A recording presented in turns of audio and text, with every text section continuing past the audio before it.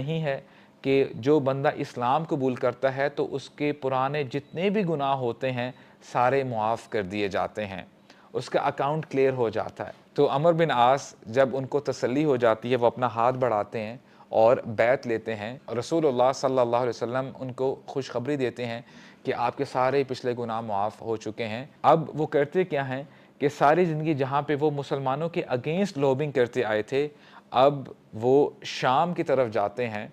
और जब आप हिस्ट्री पढ़ते हैं तो आपको पता चलता है कि शाम के दरवाज़े अमर बिन आस की वजह से खुलते हैं, और फिर वहाँ से जब इस्लाम फैलता है तो वो जितनी भी फतूहात हैं वो अमर बिन आस के अकाउंट में आती हैं।